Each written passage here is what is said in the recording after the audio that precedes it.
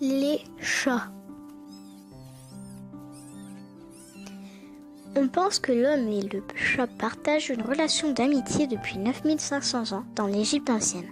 Cet excellent chasseur a été apprivoisé pour protéger les cultures des rongeurs.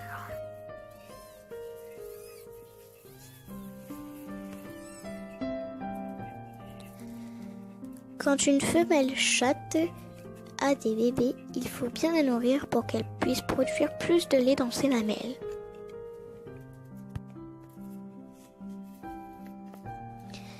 On appelle le pelage du chat une robe. Elle est composée de 2 sortes de poils. La bourre, poil fin et court près de la peau, et les jarres, poils plus longs et doux.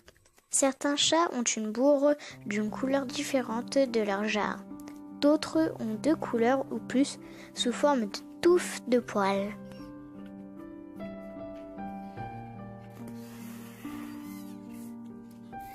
Quand les petits se mettent l'un sur l'autre, c'est pour se tenir plus chaud quand la mère est occupée.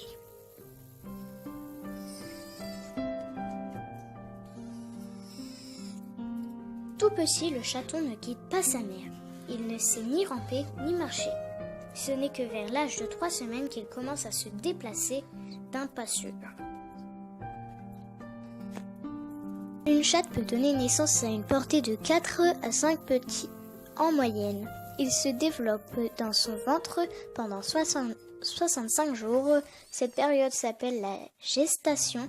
Quand les bébés naissent, ils ne sont pas plus grands qu'une souris et sont aveugles et sourds.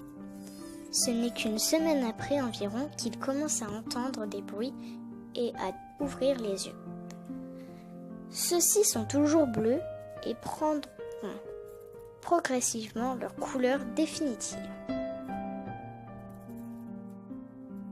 Les chats ont une excellente vue. Le jour est dans la semi-obscurité. La nuit, ces vibrisses communément appelées les moustaches jouent un rôle important relié sous la peau à des organes extrêmement sensibles. Elles lui permettent de repérer les objets qui l'entourent et détecter une proie. Le chat possède à chaque patte 5 doigts, se terminant par une griffe qui peut sortir ou rétracter. Sous les pattes se trouvent des coussinets souples qui permettent au chat de marcher silencieusement. Et non comme un chien. Le chat a besoin de boire à toute heure du jour et de la nuit. Il faut donc lui mettre une gamelle d'eau et la changer tous les jours. C'est un animal principalement carnivore. Il mange donc beaucoup de viande et de poisson. Cependant, il ne refuse pas. Lorsqu'un chat se sent bien, il nous le fait savoir en émettant un bruit sourd et répétitif. C'est le ronronnement.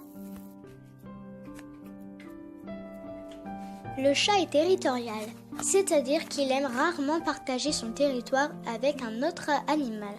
Pour qu'un chat et un chien ou un autre chat s'entendent bien, il faut qu'ils soient adoptés à un jeune âge et élevés en même temps. Très expressif, le chat communique par l'odeur, les miaulements, les ronronnements et la posture de son corps. La queue joue un rôle essentiel dans l'équilibre du chat et lui sert de balancier lorsqu'il grimpe, saute ou tombe. Les Égyptiens l'ont ensuite considéré comme un animal sacré. Il a fallu plus de temps en Europe avant que le chat ne rentre dans nos maisons.